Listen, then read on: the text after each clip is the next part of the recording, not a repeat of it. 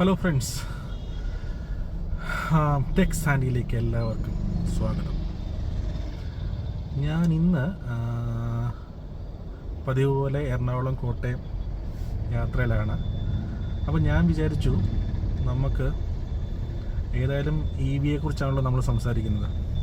അപ്പോൾ ഇന്ന് നമുക്ക് ഒരു 15 lakhs ഉള്ളിൽ കിട്ടുന്ന, അതായത് എൻട്രി ലെവൽ EV കാർസ് ഏതൊക്കെയാണെന്നും അതിൻ്റെ ബേസിക് ആയിട്ടുള്ള ഫീച്ചേഴ്സും അതിൻ്റെ പ്രൈസും ഒക്കെ ഒന്ന് ഡിസ്കസ് ചെയ്യാമെന്ന് വിചാരിച്ചു. അതുപോലെ EVയുടെ പ്രൈസ് നമുക്ക് ആക്ച്വലി നമ്മുടെ എക്സ്ഷോറൂം പ്രൈസ് ഉണ്ട്, ഓൺ റോഡ് പ്രൈസ് ഉണ്ട്. അപ്പോൾ അതിനകത്ത് ടാക്സ് വരുന്നുണ്ട്, രജിസ്ട്രേഷൻ ഫീസ് വരുന്നുണ്ട്, അങ്ങനെ കുറച്ച് കാര്യങ്ങളുണ്ട്. അപ്പം നമുക്ക് സാധാരണക്കാർക്ക് എക്സ്ഷോറൂം പ്രൈസും ഓൺ റോഡ് പ്രൈസും എല്ലാം കൂടെ ആകുമ്പോൾ നമുക്ക് എങ്ങനെയാണ് ആ ഓൺ റോഡ് പ്രൈസ് കാൽക്കുലേറ്റ് ചെയ്യുന്നതൊക്കെ ചെറിയ കൺഫ്യൂഷൻസ് കാണും. അപ്പോൾ അതും കൂടെ ഒന്ന് ക്ലിയർ ചെയ്യാമെന്ന് വിചാരിച്ചു. അപ്പോൾ നമുക്ക് പ്രൈസിങ്ങിനെ കുറിച്ച് പറയുകയാണെങ്കിൽ, നമ്മുടെ EVക്ക് നമുക്ക് ഞാൻ ഈ വിൻസർ വാങ്ങിച്ചത് 2024 ഡിസംബറിലായിരുന്നു. ആ സമയത്ത് എല്ലാ EVകൾക്കും ഇപ്പം 10 ലക്ഷം രൂപയുടെ EV ആണെങ്കിലും 20 ലക്ഷം രൂപയുടെ ആണോ 50 ലക്ഷം രൂപയുടെ EV ആണെങ്കിലും എല്ലാ EVകൾക്കും ആകെ ഒറ്റ ടാക്സേ ഉണ്ടായിരുന്നുള്ളൂ, 5% ടാക്സ് ആയിരുന്നു. പക്ഷേ നമ്മൾ അത് കഴിഞ്ഞിട്ട് 2025 ഗവൺമെൻറ് ടാക്സ് സ്ട്രക്ചർ ഒന്ന് മോഡിഫൈ ചെയ്തു. പതുക്കെ ഈ EVകൾ കൂടുതൽ ഇറങ്ങുമ്പം ഗവൺമെൻറ് നഷ്ടമാണല്ലോ ടാക്സ് കുറച്ചിറക്കുക എന്ന് പറഞ്ഞാൽ. അപ്പോൾ സ്വാഭാവികമായിട്ടും ഗവൺമെൻറ് കാശ് കിട്ടാൻ വേണ്ടിയിട്ട് ടാക്സിൻ്റെ ഇത് കൂട്ടി. അപ്പോൾ 2025 അങ്ങനെ മോഡിഫിക്കേഷൻ കഴിഞ്ഞിട്ട് ടാക്സ് ഓരോ സ്ലാബ് വൈസാക്കി EVകളുടെ ടാക്സ്. അതായത് ഒരു 15 ലക്ഷം രൂപയ്ക്കുള്ളിലുള്ള വണ്ടികൾക്ക് 5% ടാക്സ്. ഇപ്പോൾ 15 മുതൽ 20 ലക്ഷം രൂപ വരെയുള്ള വണ്ടികൾക്കാണെങ്കിൽ 8% ടാക്സ്. 20 ലക്ഷം ആൻഡ് എബോവ്, 20 ലക്ഷത്തിന് മേളിലുള്ള വണ്ടികൾക്കെല്ലാം 10% ടാക്സ്. എന്നാലും മറ്റേ സാധാരണ വണ്ടികളുടെ ടാക്സിനെ വെച്ച് നോക്കുവാണെങ്കിൽ കമ്പാരിറ്റീവ്ലി ടാക്സ് കുറവാണ്.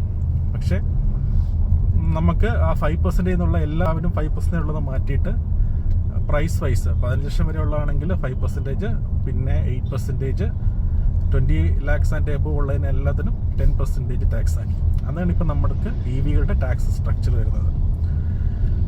പിന്നെ വേറെ ഇപ്പം ഫോർ എക്സാമ്പിൾ ഇപ്പം നമ്മൾ ഒരു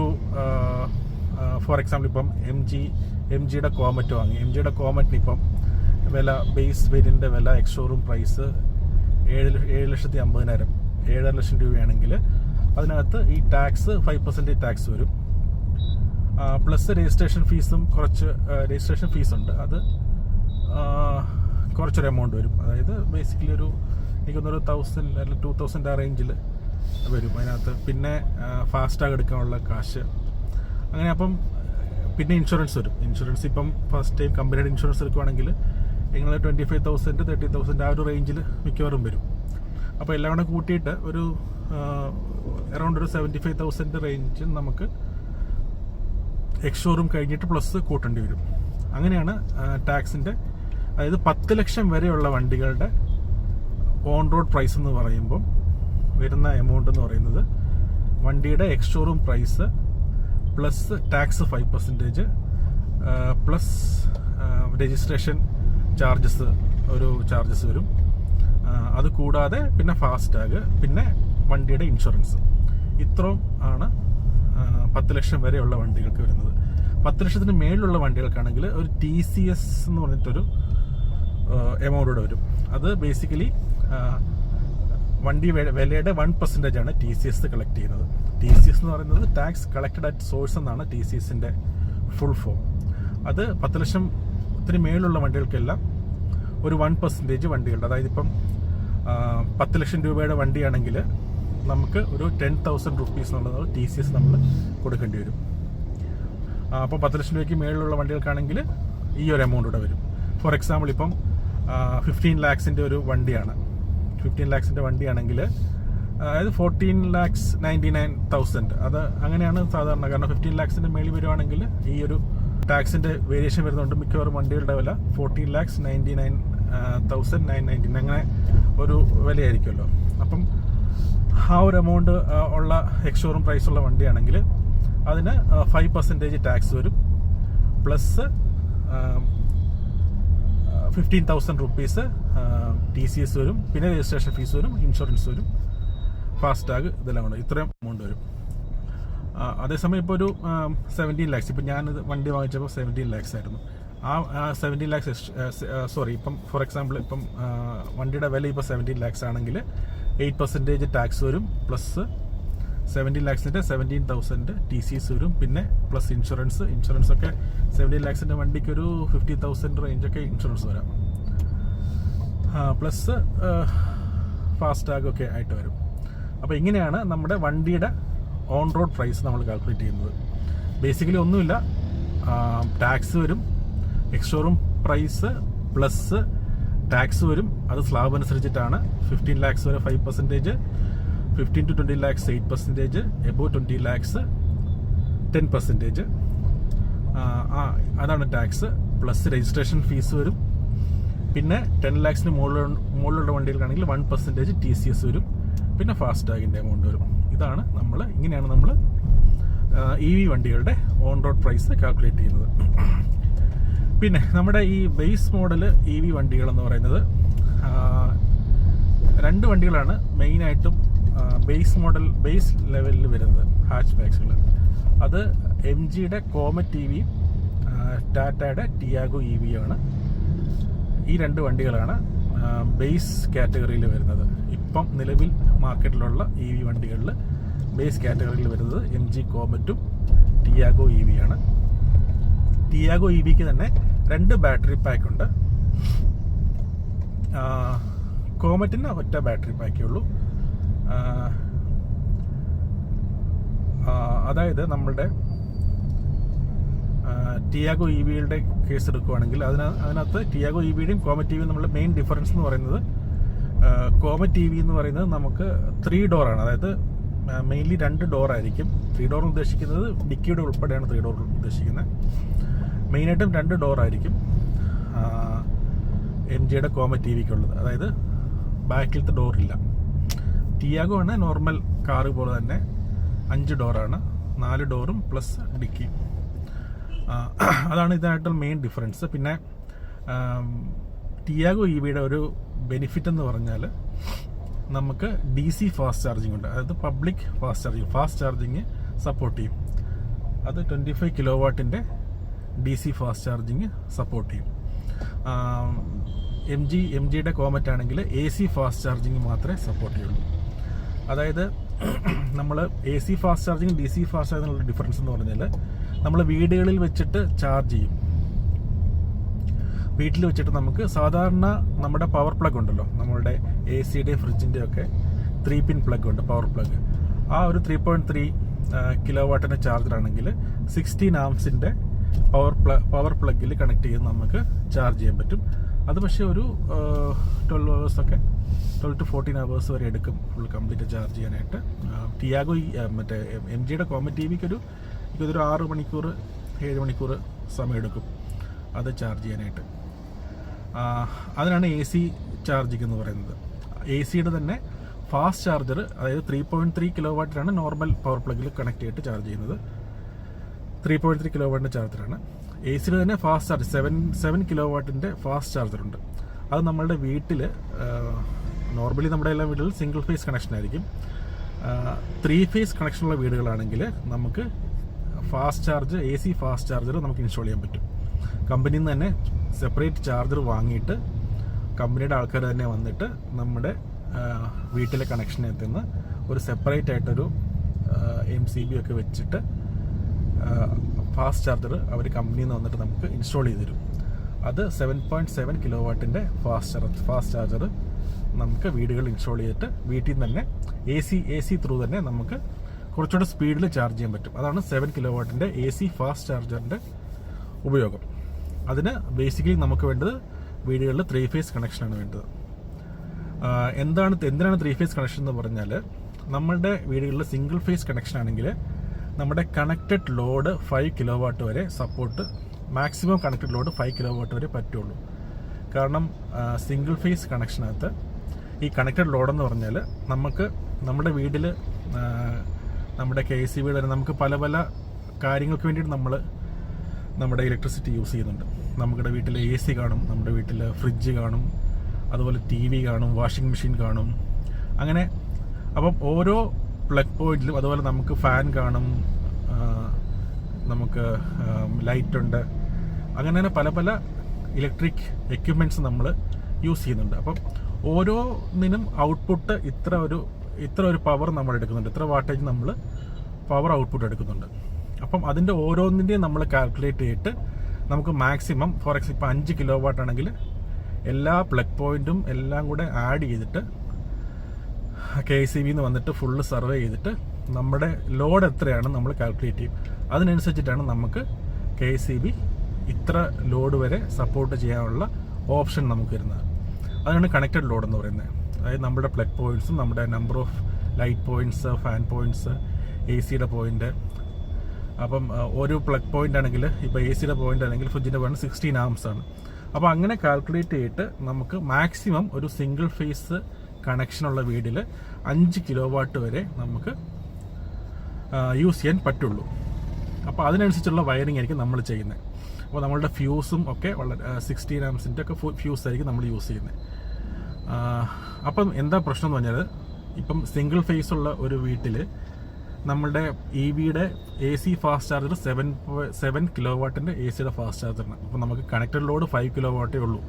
അപ്പോൾ സിംഗിൾ ഫേസ് ഉള്ള വീട്ടിൽ നമ്മൾ KEBനെ പറ്റിച്ചിട്ടാണെങ്കിൽ നമ്മളിങ്ങനെ ഇത് നമ്മൾ ഇപ്പം കമ്പനി പറയുകയാണ് നമുക്ക് ചാർജ്, അത് കുഴപ്പമില്ല, സിംഗിൾ ഫേസ് ആണെങ്കിലും കുഴപ്പമില്ല, നമുക്ക് ചാർജർ ഇൻസ്റ്റാൾ ചെയ്യാമെന്ന് പറഞ്ഞാലും, ഈവൻ ഇൻസ്റ്റാൾ ചെയ്താലും നമ്മൾ വണ്ടിയിലേക്ക് ഫാസ്റ്റ് ചാർജ് ചെയ്യാനായിട്ട് കണക്ട് ചെയ്തിട്ട് മുമ്പ് തന്നെ ഇപ്പം 7 കിലോവാട്ടിൻ്റെ ചാർജർ കണക്ട് ചെയ്യുമ്പോൾ അത്രയും കൺസ്യൂം ചെയ്യുമല്ലോ.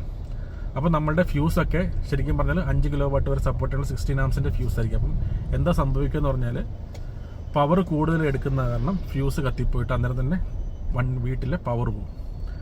അതുകൊണ്ടാണ് നമ്മൾ ഫാസ്റ്റ് ചാർജർ ഇൻസ്റ്റാൾ ചെയ്യുമ്പോൾ, AC ഫാസ്റ്റ് ചാർജർ ഇൻസ്റ്റാൾ ചെയ്യുമ്പം നമ്മുടെ വീടുകളിൽ 3 ഫേസ് കണക്ഷൻ വേണം. അതുപോലെ നമ്മുടെ കണക്റ്റഡ് ലോഡും നമ്മൾ ലോഡ് ഫുള്ള് നോക്കിയിട്ട്, ഇപ്പം 3 ഫേസ് കണക്ഷൻ വരുമ്പോൾ നമുക്ക് 5 കിലോവാട്ടിന് കഴിഞ്ഞ് മേളിൽ ഇപ്പം 10 കിലോവാട്ടോ 15 കിലോവാട്ടോ 20 കിലോവാട്ടോ നമ്മുടെ നമ്പർ ഓഫ് നമ്മൾ എത്രമാത്രം സാധനങ്ങൾ യൂസ് ചെയ്യുന്നുണ്ട്. ഇപ്പോൾ AC ഇപ്പം ചില വീടുകളിൽ ഇപ്പം AC ഒന്നും ഒരു ലക്ഷറി അല്ല, ഇപ്പം ഒരു നെസസിറ്റി ആണല്ലോ AC എന്നൊക്കെ പറഞ്ഞത്. ചിലപ്പം 3 AC കാണും, 4 AC കാണും, ഒരു റൂമിൽ AC കാണുമായിരിക്കും ബെഡ്റൂമുകളിൽ.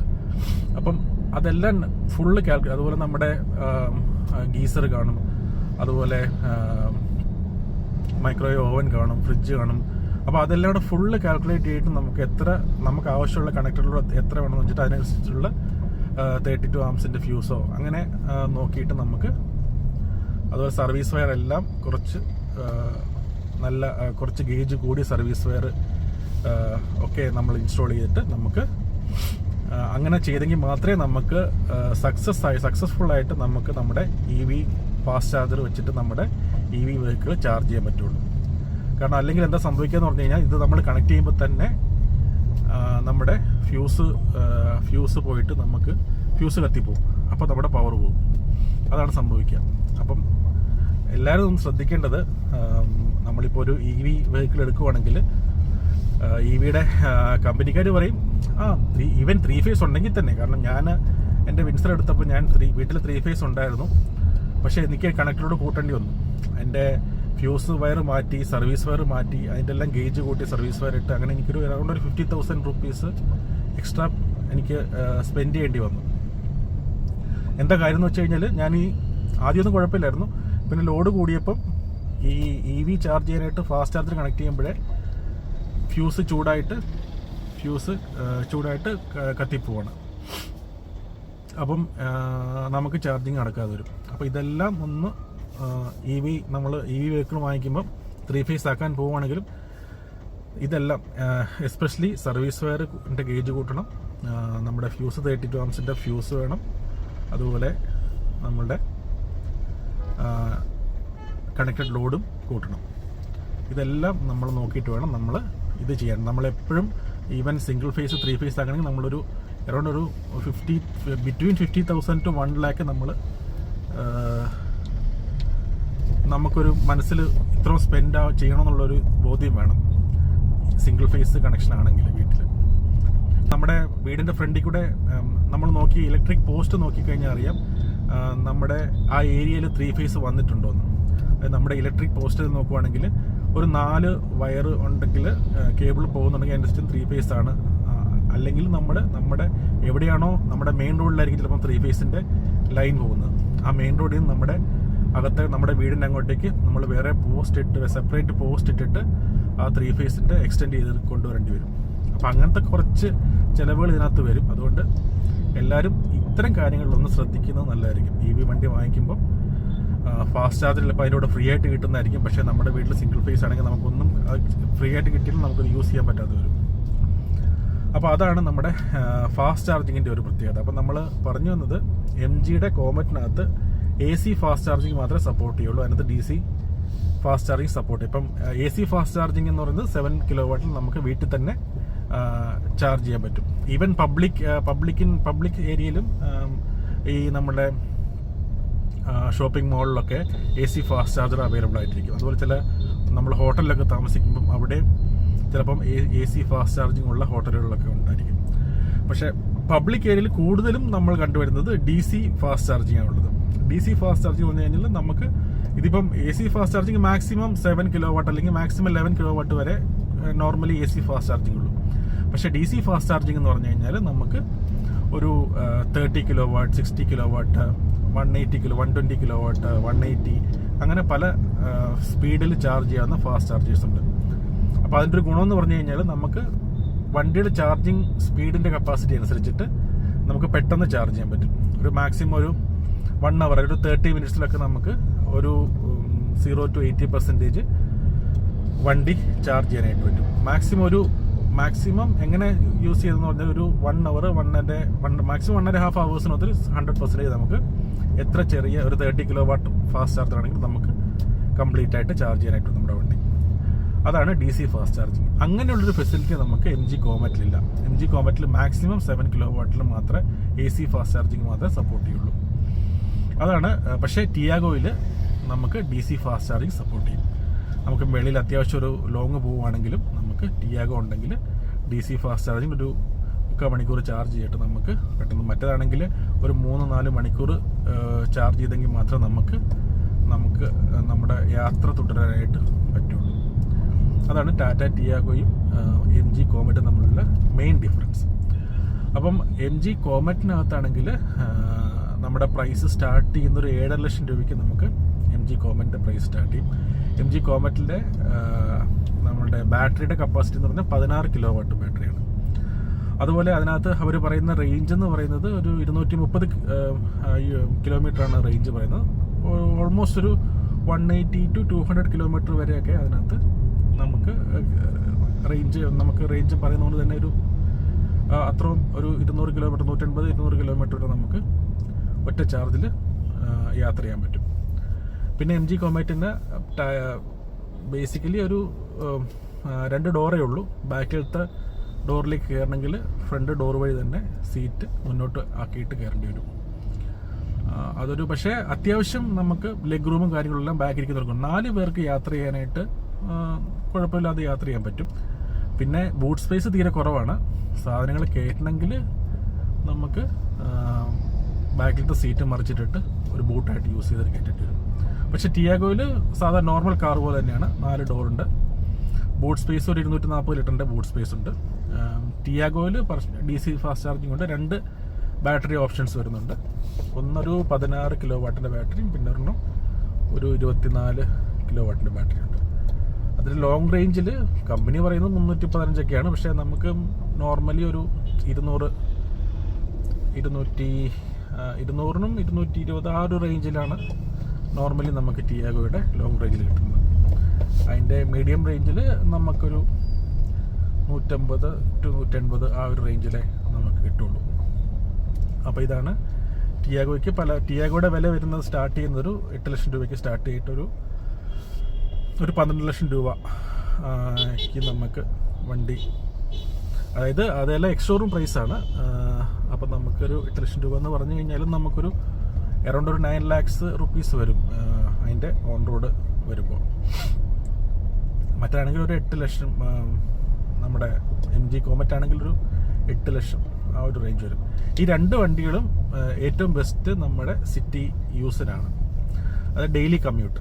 നമ്മളിപ്പോൾ ഫോർ എക്സാമ്പിൾ നമുക്കിപ്പോൾ നമ്മുടെ ഡെയിലി ഓഫീസിലേക്ക് ഒരു വൺ വേ ഒരു 30 കിലോമീറ്റർ വൺ വേ ഉണ്ടെങ്കിൽ 30-60 കിലോമീറ്റർ ഡെയിലി ട്രാവൽ ചെയ്യണമെങ്കിൽ നമുക്ക് MG കോമറ്റോ ടിയാഗോ ആണെങ്കിലും പാർക്കിംഗ് വളരെ ഈസിയാണ്. നമുക്ക് ഡെയിലി പോയിട്ട് വരാം, വളരെ പീസ്ഫുള്ളായിട്ട് പോയിട്ട് വരാം, പെട്രോൾ അടിക്കണ്ട. അങ്ങനെ സിറ്റി ഡ്രൈവിനാണ് മെയിനായിട്ടും. MG കോമറ്റിൻ്റെ ഒരു പ്രശ്നം എന്ന് പറഞ്ഞു കഴിഞ്ഞാൽ അതിന് 12 ഇഞ്ച് ടയറേ ഉള്ളൂ സൈസ്. ടിയാഗോയ്ക്ക് ആണെങ്കിൽ 14 ഇഞ്ച് ടയർ സൈസ് കിട്ടുന്നുണ്ട്. ഈ 12 ഇഞ്ച് ടയർസ് എന്ന് പറഞ്ഞാൽ വളരെ കുറച്ച് സ്പീഡിലൊക്കെ പോയി കഴിഞ്ഞാൽ വളരെ അത്ര കംഫർട്ടബിൾ ആയിട്ടുള്ള യാത്രയായിരിക്കില്ല സ്പീഡിലൊക്കെ. സിറ്റി ട്രാഫിക്കിൽ ഓക്കെ, ചെറിയ ചെറിയ യാത്രകൾക്കൊക്കെ ആണെങ്കിൽ കോമറ്റ് വളരെ നല്ല വണ്ടിയാണ്, കൂടുതലും ഈ ഡെയിലി കമ്മ്യൂട്ടിന് വേണ്ടിയിട്ട്. ടിയാഗോയ്ക്ക് ഒരു ഗുണമെന്ന് പറഞ്ഞു കഴിഞ്ഞാൽ നമുക്ക് DC ഫാസ്റ്റ് ചാർജിങ് ഉള്ളതുകൊണ്ട് നമുക്കിപ്പോൾ ഈവൻ അത്യാവശ്യം ഒരു ലോങ് പോകണമെന്ന് പറഞ്ഞാലും നമുക്ക് അത് പേടിക്കാതെ പോവാം. കാരണം ഒരു 100-150 കിലോമീറ്റർ കഴിഞ്ഞിട്ട് വണ്ടി നമുക്ക് ഫാസ്റ്റ് ചാർജർ ഉണ്ടെങ്കിൽ ഒരു മണിക്കൂർ ചാർജ് ചെയ്യുകയാണെങ്കിൽ നമ്മൾ ഫുഡ് കഴിച്ച് വരുമ്പോഴേക്കും നമുക്ക് അടുത്ത ഒരു 100-150 കിലോമീറ്റർ ഓടാനുള്ള ചാർജ് കിട്ടും. അപ്പോൾ അത് നമുക്ക് പാനിക് ആവാതെ നമുക്ക് നമ്മുടെ യാത്ര കംപ്ലീറ്റ് ചെയ്യാൻ പറ്റും. അതാണ് ഇത് തമ്മിലുള്ള മെയിനായിട്ടുള്ള ഡിഫറൻസ്. വിലയും തമ്മിൽ വലിയ വ്യത്യാസമില്ല. ഈവൻ നമ്മുടെ ടിയാഗോയുടെ ഒക്കെ ലോങ് റേഞ്ചിൽ ഏറ്റവും ടോപ്പ് വേരിയൻറ്റിൽ ഈവൻ ഇൻഫർടൈൻമെൻറ്റ് സിസ്റ്റം ആണെങ്കിൽ ഇപ്പോൾ പുതിയതിനകത്ത് ഒരു 10.5 ഇഞ്ചിൻ്റെ ഒരു ഇൻഫർടൈൻമെൻറ്റ് സിസ്റ്റമാണ്. അതും ആൻഡ്രോയിഡ് ഓട്ടോയും ആപ്പിൾ കാർപ്ലേ എല്ലാം സപ്പോർട്ട് ചെയ്യുന്ന സിസ്റ്റമാണ്. 4 സ്പീക്കറുണ്ട്. പിന്നെ ഈ രണ്ട് വണ്ടികൾക്കും 2 എയർ ബാഗ്സേ ഉള്ളൂ. ടിയാഗോ കുറച്ചുകൂടെ സ്ട്രോങ് ആണ്. MGയുടെ സേഫ്റ്റി റേറ്റിംഗ് ഒന്നും വന്നിട്ടില്ല ആക്ച്വലി കോമറ്റിൻ്റെ. ടിയാഗോ ആണ് കുറച്ചും കൂടെ സേഫ്റ്റി വെച്ച് നോക്കുവാണെങ്കിൽ ഒബ്വിയസ്ലി ടാറ്റയാണ് കുറച്ചും കൂടെ ലീഡ് ചെയ്യുന്നത്. അപ്പം ടിയാഗോയും MG കോമറ്റും തമ്മിലുള്ള ഒരു ചെറിയൊരു കമ്പാരിസൺ ആണിത്. പിന്നെ അടുത്ത ഒരു ഓപ്ഷൻ എന്ന് പറയുന്നത് ടാറ്റയുടെ തന്നെ പഞ്ചാണ്. പഞ്ച് നമുക്ക് പുതിയ 2026 ഒരു പുതിയ ഫേസ് ലിഫ്റ്റ് വന്നിട്ടുണ്ട്. നേരത്തെ രണ്ട് ബാറ്ററി പാക്ക് ആയിരുന്നു, 25-ഉം 35-ഉം ആയിരുന്നു അതിൻ്റെ ബാറ്ററി പാക്ക്. പക്ഷേ ഇപ്പം ലോങ് റേഞ്ചിൽ നമുക്ക് 40 കിലോവാട്ടിൻ്റെ ബാറ്ററി ഉള്ള പഞ്ച് വരുന്നുണ്ട്. അപ്പം ഇപ്പം 40-ഉം 30-40 ആണെന്ന് തോന്നുന്നു ഇപ്പോഴുള്ള 40ആണ് ലോങ് റേഞ്ച് പഞ്ച് വരുന്നത്. ലോങ് റേഞ്ച് പഞ്ചിന് ഇപ്പം നമുക്ക് പ്രിസ്മാറ്റിക് സെൽസ് ആണ് നമ്മുടെ പഞ്ചിന് വരുന്നത്. ടിയാഗോയുടെയും MGയുടെയും രണ്ടിൻ്റെ ബാറ്ററി വാറണ്ടി വരുന്നത് 8 വർഷം അല്ലെങ്കിൽ 1,60,000 കിലോമീറ്റേഴ്സാണ് ബാറ്ററി വാറണ്ടി വരുന്നത്. വെഹിക്കിൾ വാറണ്ടി വരുന്നത് 3 ഇയർ ആണ്. ബാറ്ററി വാറണ്ടി വരുന്നത് 8 ഇയേഴ്സ്. അപ്പോൾ പഞ്ചിൻ്റെ വില സ്റ്റാർട്ട് ചെയ്യുന്നത് 12 lakhsലാണ് പഞ്ചിൻ്റെ വില സ്റ്റാർട്ട് ചെയ്യുന്നത്. 10 lakhsന് അടുത്ത് വരും പഞ്ചിൻ്റെ വില സ്റ്റാർട്ട് ചെയ്യുന്നത്. 9.6 lakhs എന്താണ് പഞ്ചിൻ്റെ വില സ്റ്റാർട്ട് ചെയ്യുന്നത്.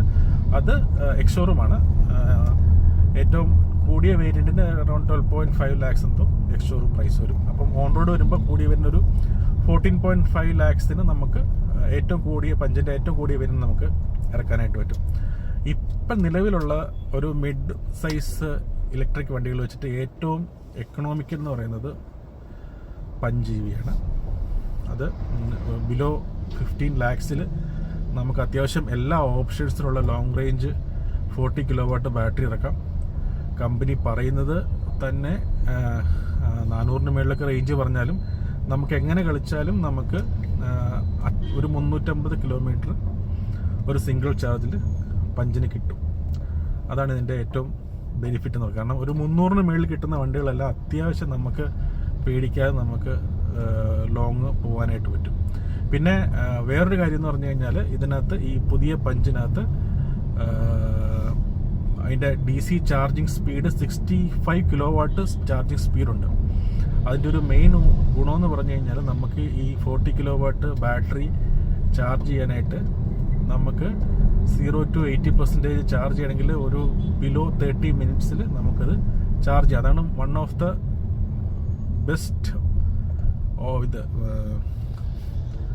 ദ ബെസ്റ്റ് ഫീച്ചർ എന്ന് പറയാനായിട്ട്. 65 കിലോവാട്ടിൻ്റെ ഫാസ്റ്റ് ചാർജിങ് സപ്പോർട്ട് ചെയ്യുന്നതുകൊണ്ട് നമുക്ക് പെട്ടെന്ന്, അതായത് ജസ്റ്റ് ഒരു ചായ കുടിക്കുന്ന സമയം കൊണ്ട് ഒരു 10-20 മിനിറ്റ് കൊണ്ട് തന്നെ നമുക്ക് അത്യാവശ്യം നമുക്ക് ഒരു 100-200 കിലോമീറ്റർ ട്രാവൽ ചെയ്യാനുള്ള ചാർജ് സുഖമായിട്ട് നമുക്ക് ചെയ്യാൻ പറ്റും. കാരണം പക്ഷേ നമ്മുടെ DC ഫാസ്റ്റ് ചാർജറും ഒരു 60 മിനിമം ഒരു 60 കിലോ വാട്ട് ഫാസ്റ്റ് ചാർജറിൻ്റെ ആയിരിക്കണം. 120 കിലോ വാട്ടിൻ്റെ ഫാസ്റ്റ് ചാർജർ ആണെങ്കിൽ ഇല്ല, 90 കിലോ വാട്ടിൻ്റെ ഒക്കെ ഫാസ്റ്റ് ചാർജർ ഗോയിസിയുടെ ഒക്കെ ഉണ്ട്. 90 കിലോ വാട്ടിൻ്റെ ഫാസ്റ്റ് ചാർജർ അതൊക്കെ ആണെങ്കിൽ നമുക്കൊരു അരമണിക്കൂറിനുള്ളിൽ നമുക്ക് ചാർജ് ചെയ്തിട്ട് നമ്മുടെ യാത്ര കണ്ടിന്യൂ ചെയ്യാൻ പറ്റും. അതാണ് പഞ്ച് EVയുടെ ഗുണം. പഞ്ചിൻ്റെ EVയുടെ MRഉം LRഉം ഉണ്ട്. ലോങ് റേഞ്ച് 40 കിലോ വാട്ടാണ്. ഏറ്റവും നല്ല ഓപ്ഷൻ ലോങ് റേഞ്ച് വാങ്ങിക്കുന്നതാണ്. അതിനകത്തും 10 ഇഞ്ചിൻ്റെ infotainment system, Android Auto, Apple CarPlay എല്ലാം സപ്പോർട്ട് ചെയ്യും. എനിക്ക് തോന്നുന്നത് അതിൻ്റെ ടയർ സൈസ് എന്ന് പറഞ്ഞാൽ 16 ഇഞ്ചാണ്. പിന്നെ സസ്പെൻഷനൊക്കെ അത്യാവശ്യം നല്ല സസ്പെൻഷനാണ്. പിന്നെ ബാക്കിൽ അത്ര ഒരു സ്പേസിൽ, പിന്നെ ആ വണ്ടി വെച്ച് നോക്കുവാണെങ്കിൽ നമുക്കൊരു മിഡ് സൈസ് SUV എന്ന് നമുക്ക് പറയാം. കാരണം അതിൻ്റെ ഒരു 195 mm ഗ്രൗണ്ട് ക്ലിയറൻസ് ഉണ്ടെന്ന് തോന്നുന്നു ഈ പഞ്ചിന്. അതാണ് പഞ്ച്. പിന്നെ നമുക്ക് ഈ ഒരു റേഞ്ചിൽ ഒരു 15 lakhs താഴെയുള്ളത് മെയിനായിട്ടുള്ളത് ഈ 3 വണ്ടികളാണ്. പിന്നെ സിട്രോണിൻ്റെ ഒരു C3 ഉണ്ട്. പക്ഷെ അതും ഏകദേശം ഒരു 10 ലക്ഷത്തിന് മുകളിൽ വരും. പക്ഷെ അത് ഇതുമായിട്ട് കമ്പയർ ചെയ്യുമ്പം റേഞ്ചൊക്കെ അവർ പറഞ്ഞല്ലോ. പക്ഷേ അതിൻ്റെ ബാറ്ററി സൈസൊക്കെ 25 കിലോ വാട്ട് എന്തോ ബാറ്ററി സൈസ് ഉള്ളൂ. അത് അത്ര നമുക്ക് സജസ്റ്റ് ചെയ്യാൻ പറ്റിയ മോഡലല്ല ആക്ച്വലി ഈ C3. വണ്ടികൾ ഇറങ്ങുന്നുണ്ട്, പക്ഷെ എന്നാലും മറ്റേ ഈ വണ്ടികളൊക്കെ ആയിട്ട് കമ്പയർ ചെയ്യുമ്പോൾ അത്ര ഒരു ഇതില്ല. പിന്നെ നമുക്ക് ഈ ടാറ്റയുടെ ഒരു പ്രശ്നം എന്ന് പറഞ്ഞു കഴിഞ്ഞാൽ, ഈ ടാറ്റ MG തമ്മിലുള്ള മെയിൻ ഡിഫറൻസ് എന്ന് പറഞ്ഞാൽ, MGയുടെ വണ്ടികൾക്കൊക്കെ പറഞ്ഞാൽ നമുക്ക് ഈ ലിംബ് മോഡ് എന്ന് പറയുന്ന ഒരു മോഡ് ഇതിനകത്തില്ല ബേസിക്കലി.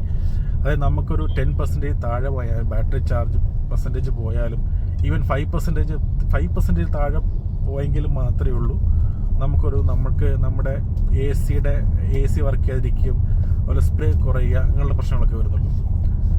പക്ഷേ ടാറ്റയുടെ ഒരു കുഴപ്പമെന്ന് പറഞ്ഞാൽ, ഇപ്പം പുതിയ പഞ്ചിൽ പണ്ടൊക്കെ എന്ന് പറഞ്ഞാൽ 20% താഴെ ഓടിക്കാൻ പറ്റില്ല ലിംബ് മോഡൽ. ലിംബ് എന്ന് പറഞ്ഞു കഴിഞ്ഞാൽ പിന്നെ നമ്മളൊരു മുടന്തനാണ്. നമ്മൾ വണ്ടി എഴഞ്ഞേ പോവുള്ളൂ, സ്പീഡ് കുറയും, AC ഓഫ് ആവും. പിന്നെ നമുക്ക് ഇത്ര ഒരു 40 കിലോമീറ്റർ മുകളിൽ സ്പീഡിൽ പോകാൻ പറ്റില്ല. അതായത് ബേസിക്കലി കമ്പനി ഉദ്ദേശിക്കുന്നത് 20% താഴെ പോയി കഴിഞ്ഞാൽ, 20-15% താഴെ പോയി കഴിഞ്ഞാൽ പിന്നെ അടുത്ത ചാർജ് സ്റ്റേഷൻ വരെ എത്തുക എന്നുള്ളതാണ്. പക്ഷേ പുതിയ പഞ്ചിനകത്ത് 10% താഴെ പോയി കഴിഞ്ഞാൽ ഈ പ്രശ്നമുണ്ട്. ലിംബ് മോഡ് എനേബിൾ ആവും, പിന്നെ സ്പീഡ് കുറയും, അങ്ങനത്തെ കുറേ പ്രശ്നങ്ങൾ വരും. പക്ഷേ MGയെ സംബന്ധിച്ച് നോക്കുവാണെങ്കിൽ അങ്ങനെയുള്ളൊരു പ്രശ്നമില്ല. ഞാൻ എൻ്റെ ഈ വിൻസർ 5% താഴെ ഓടിച്ചിട്ടുണ്ട്. പക്ഷേ എന്നിട്ടും AC ഓഫ് ആവുമോ, സ്പീഡിനകത്ത് എന്തെങ്കിലും വലിയ 100 മേളിലൊന്നും സ്പീഡിൽ പോകാൻ പറ്റില്ല. നോർമൽ ഒരു 70-80 സ്പീഡിൽ നമുക്ക് ട്രാവൽ ചെയ്യാൻ പറ്റും. അതൊരു ശരിക്കും പറഞ്ഞൊരു നല്ലൊരു ബെനിഫിറ്റാണ്. അപ്പോൾ ഇതാണ് 15 lakhs താഴെയുള്ള വണ്ടികൾ. ഇപ്പം നമുക്കിനി അടുത്തതായിട്ട് നമുക്ക് 15 lakhs മേളിലുള്ള വണ്ടികൾ, അതായത് ടാറ്റ നെക്സോൺ, നമ്മുടെ ടാറ്റ കർവ് EV ഉണ്ട്, വിൻസർ EV, അങ്ങനെ ഉള്ള, അതായത് 15 lakhs ഒരു 20 lakhs ഇടയ്ക്കുള്ള വണ്ടികളൊക്കെ വെച്ചിട്ട് നമുക്ക് അടുത്ത പ്രാവശ്യം നോക്കാം. അപ്പം ഇത്രയേ ഉള്ളൂ. നമുക്ക് ഇങ്ങനെ ചെറിയ ചെറിയ സംസാരങ്ങൾ നമുക്ക് തുടരാം, ഡിസ്കഷൻസ് തുടരാം.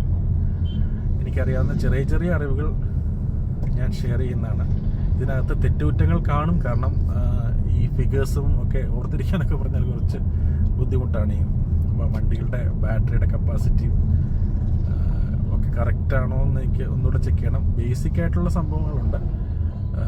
ഈ ഫിഗേഴ്സിനകത്തൊക്കെ ചിലപ്പം ചില മിസ്റ്റേക്സിൽ വരാം, അതൊക്കെ ക്ഷമിക്കുക. നിങ്ങൾക്ക് ഇഷ്ടമായെങ്കിൽ എന്തെങ്കിലും ഉണ്ടെങ്കിൽ കമൻറ്റ് ചെയ്യുക. അതുപോലെ ഇഷ്ടമായെങ്കിൽ സബ്സ്ക്രൈബ് ചെയ്യുക. Okay guys, thank you.